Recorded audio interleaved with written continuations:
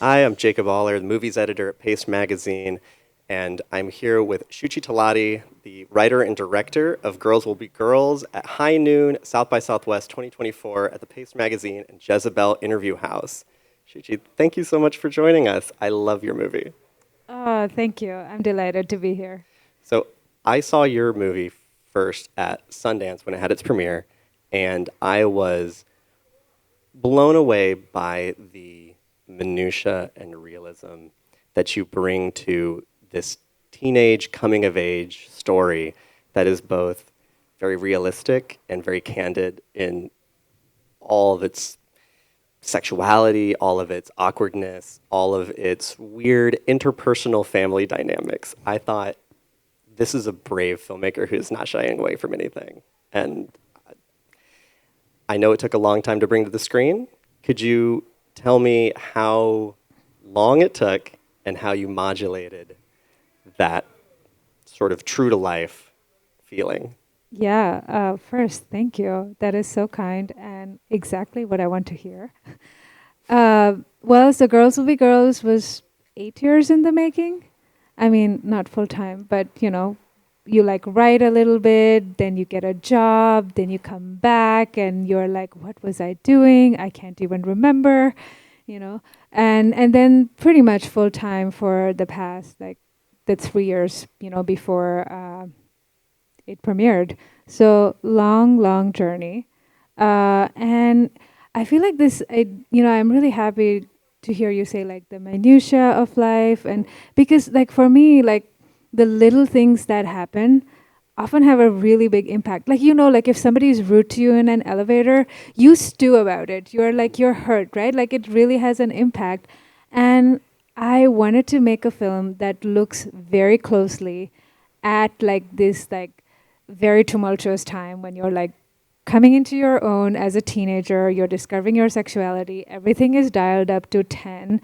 And then against this backdrop, this girl's young mom, who didn't quite get to have a coming of age herself, is seeing her daughter blossom into a young woman and feeling a longing for her lost youth and wanting a piece of it and making everything really uncomfortable. And I feel like this is a dynamic actually that is much more common than you'd think. Like so many women have come out to be like, oh, yes, I saw too much of myself. And I think that's important.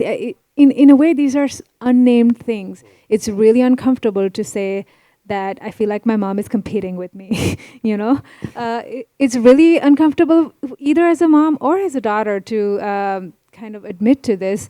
And I wanted to put like some of these like unnamed but truly felt things on screen. Well, you get that because you see your main character who's not necessarily uptight, but she's like the goody goody. She's the A student, she's the disciplinarian, she's the straight and narrow. And then you see her kind of cutting loose in her spare time. You see her doing things all teenagers are doing. You see her learning about her body. You see her lip syncing in the mirror. And then on the flip side of that, because I always describe this movie as like two coming of ages. It's like one going forward and one moving backwards, right? So as soon as she meets a boy, she's like, oh, I can finally express myself. This is so exciting. And her mom is like, oh, I can finally express myself. This is so exciting. Yeah. And you're sitting there like, I know how realistic this has been so far. I am now on the edge of my seat hoping this doesn't happen. Yeah, I'm glad you said edge of my seat. I sometimes say I want to make like a drama that feels like a thriller, and because like it's not, it's like this investment in a character, and I really wanted the audience to feel Mira's point of view, Mira as the protagonist, and to feel both the headiness of falling in love, the awkwardness of the first kiss, but also the complete discomfort when her mother starts to get really friendly with her boyfriend, and to you really care for her and you like worry when like he is too chatty with the mom, which is like not like a big explosion, but and that actually has sometimes when like there have been audience members who've come up to be like, actually a friend who was like, Shuchi, I want you to know I only watch spy thrillers, and your film made me feel like I was watching a spy thriller. And I was like, you could not give me a better compliment, you know, because it's a quiet film. It's a very quiet film. Yeah. I think, at least from my perspective, the way that you get that is because you have an incredible sense of architecture in this movie. Like the way the mother-daughter's house is set up. Like we really understand where all the rooms are, where all the windows are, who can see what and when. And that really builds tension without you having to do much else narrative-wise. Like we're watching this and we're like, oh, she can't see what her boyfriend and her mom are up to in the other room. Like we know what this looks like. And so in the back of our mind, we have this dread that's built in just visually. Yeah, thank you for saying that. So our cinematographer, Jui Peng, who's amazing, and also like I've collaborated with her on a period piece, and like actually she's been a cinematographer on films that I've produced. I think we talked a lot about this idea. Like so much of the film takes place in this house, and to kind of introduce the architecture piece by piece, but in a way that, you know, the audience really knows it, because so much of it is about like you said, who can see what and who can't see what, you know? Like, I mean, as a teenager growing up in India, it's like you have a boyfriend, you are totally sneaking around 100% of the time. It's like your mom's in the next room and you sneak a kiss, you know? And so to kind of communicate that, we wanted like to shoot it in a way that you often see doors and windows in the frame and you're looking through, and, you know, and that's also the place where we can play with who's on the ins and who's on the outs, because it's like this weird triangle between Mira, her boyfriend, and her mom, and the alliances keep shifting. You know, it's like her and her boyfriend sneaking sneaking, and the mom's on the outs, and then the boyfriend and the mom are hanging out, and Mira's on the outs, and then finally it's Mira and her mom who are together. So the architecture really became kind of an important part of also communicating that. Yeah. Oh, it becomes such a cat and mouse thing. The beginning of the movie, you're like, oh, I can't wait to see how this girl's boyfriend works out. And then you're like, what have I got myself into? I'm glad you mentioned your cinematographer. She's incredible. The colors that y'all are able to bring out, and this also goes to your blocking, the closeness that you're able to get between your actors, who I know the two leads, Mira and her boyfriend, are both pretty much newcomers. Yeah.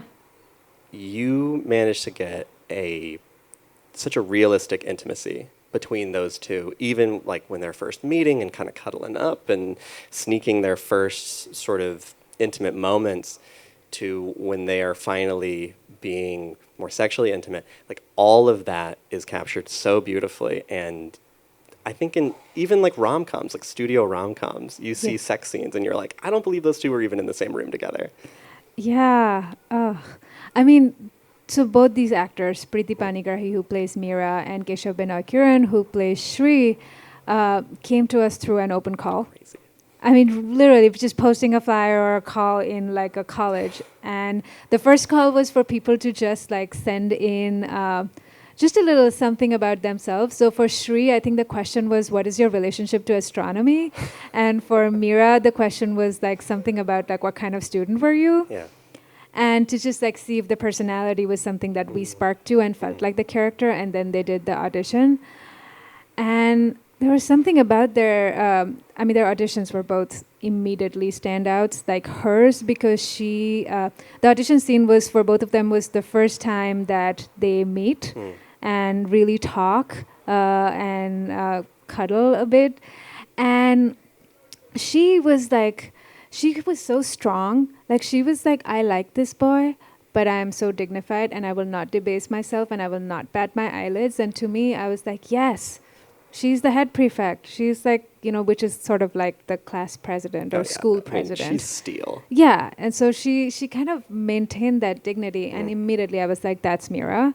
And for Shri, he was both managed to be like really charming, but not like the bad boy, where you're not like, stay away from him. You're he's kind like, of he's too sexy. Yeah. He's like, very charming, but also kind of like nice. Like safe enough that your mom would be like, we can have him in the house. Exactly. Yeah. So, but then you see them both together and you never know. Sometimes you put them in a room together and it really falls flat. And these two immediately, There was so much chemistry. They improvised things that we actually ended up using. They improvised things in the audition that we Wait, ended up using in the film. What did they do? Do you remember there's a moment when they kind of lock fingers? Yeah. And so that was something they found in their Oh, that's first cute. chemistry read in a different scene. But this idea of like this became their thing. Their first chemistry read? Yeah, first That's chemistry thing. crazy. Yeah, so I think at some point he was like, they improvised something and he was like, pinky promise. And then that became their thing as like an on-screen couple. And they became super good friends. I That's mean, great. and they really created a safe space with each other to shoot the intimate scenes. And the three of us would sort of like workshop them together and, you know, try out like, does this touch feel okay? Yeah. Does that feel okay? How do you feel? And then I would sometimes take photographs and show them and be like, okay, this is what I'm thinking of shooting it. Are you okay with that? And they really made that process so comfortable for each other. And they were so generous because there's a scene which I called like the sexy studying scene. Yeah. you know, Yeah. where like, you know, they're exploring when they're supposed to be studying. And it's tender, and but they were really there for each other's close-ups, even to be like, I will do everything. Like I could skip doing some of the action Yeah. because it's uncomfortable, you know. But they were like, no, for each other, so that they would help the performance. They were so sweet. I mean, it some was generosity you get from people who are just starting out, especially who haven't gotten like jaded or anything. Yeah, and I would say actually, Kaniku Shruti, who plays Anila, the mom, she brings that generosity. She's a seasoned actor, but she's like from theater, and she's not really from Bollywood, and she was 100%, like right there, always like when she was off camera or not, giving it her all. And I think she modeled this for the young actors to be like, you know, Yeah. this is what being an actor is actually. Yeah. Your scene is better if your scene partner is better, you know? It's amazing. It's great to set a standard for people, especially since, I mean, you having to act as like intimacy coordinator basically between these scenes. I also know that you guys had a relatively close set during a lot of those moments, and I know that you had a predominantly female crew. Yeah, Anyway. predominantly female led. There are some departments in India where there's absolutely no women. And like, for instance, drivers, there's lighting, grip and lighting. And for that, actually, we were really trying hard to find a female gaffer. And there was one person who had retired, and we couldn't find women to hire in that position. So a co-producer on our film, Tanya Negi, she was like, what if we do a training program? And I mean, we were on board. We were like, this is a great idea. Also, it's an insane idea. We're in pre-production. We don't know how to do this. But somehow we pulled it together to apply for a grant from Berlinale Talents. And the grant came through, and we're like, okay, this is real. We're going to do it. Or at least we're going to try. We're going to put the word out, and maybe nobody wants to apply because, honestly, if you haven't seen something, sometimes it's hard to imagine that as a dream or a goal. Also, gaffer is not necessarily like the dream they model towards like women who want to get into the film and television industry. Exactly. And it's also like in some parts of the world, like India, it's not actually respected enough. It's a really important creative role. You're like the cinematographer's like right-hand person to translate their vision into lighting. But actually 40 women applied, which blew our minds out. And we were able to accept 9 into our program, train them, and one of them ended up on our set. Wait, who made it to set, and what did they do? Chaitali Mitra, she was one of the 9 fellows of our first edition of Undercurrent Lab, which is ongoing actually. That's awesome. And she was part of the lighting crew. So in India, they call them light boys. And so everyone's called a light boy. So I guess she was our light girl. Who knew why we needed this initiative? Yeah. They're just light boys. They're light boys. So she was a light girl and worked with a really amazing gaffer, Sajid Sheikh. And like, I think she was like so tight with the crew by the end of it. It was amazing. That's awesome. I read that because you shot in India. You shot, Yeah. and the crews there, even for indie films, are much bigger Oh, yeah. than. Can you talk about why that is and how that works? Well, I feel like the easiest way to explain it is like production insurance is a little bit different. So basically, your insurance is like the person who comes with the equipment. So, like, a big light will have a person who will just take care of that light. Your camera will come with like 3 attendants, and then there are They're like like the other security people. staff. Yeah, yeah, but they also like are sort of somewhere between security staff and ACs. So Julie, she was like, wait, why do I have a 6-member camera team? It was very confusing, but they were actually, and they're not used to, used to DPs being like divas, like they don't often operate. And Julie was doing like a bunch of handheld operating, or if while she wanted to frame, she wanted to move the camera from here to here, she would just lift it up and they would be like, ma'am, no. And she was like, what? you know? Well, and she is used to. I mean, not to speak for her or for you, but y'all are doing some like guerrilla filmmaking, short film stuff. Like y'all are used to having to be nimble Exactly. and move around a lot. Like, Yeah.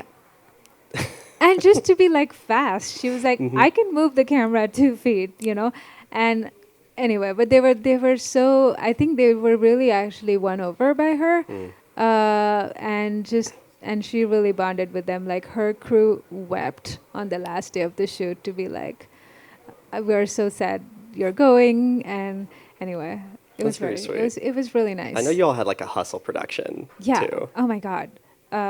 Hustle all the time. But which production is not? Also, you asked earlier about a close set, and I just realized that I didn't touch on it. Yeah, for the intimate scenes, I mean, the men were kicked off, and then we just had the women, and it was so fun, actually. First, like working with smaller crews is something that I love because it does make you nimble. You have like these, you can form close relationships with everyone. And so, yeah, when like the sexy studying or the masturbation scene was honestly my favorite because It's such a good scene. Thank you. It's so good. So yeah, it's a scene I'll just describe for people who haven't seen the film. When Mira learns how to masturbate with a teddy bear. Apparently, very realistic. I would tell people about that scene, and they're like, "Yeah." Yeah. And I was like, "You don't have to look away from me." Yeah, I had a script mentor where there was one man who was like, "Is that realistic?" And she was like, "Oh yeah, if you have a soft toy, at some point it will end up between your legs," and which was really and. That was fun for me to hear, but also like here on set, like there were a lot of tips about like how to correctly use it, and it was such a girl fest. It was really fun. So you had people from the sidelines being like, no, try humping it this way. Yeah, it was like, does that feel realistic? And they'll be like, that's not how I would do it. You're like, okay, so everybody gets an additional credit of sexing coordinator. Thank you, everybody, for your help here.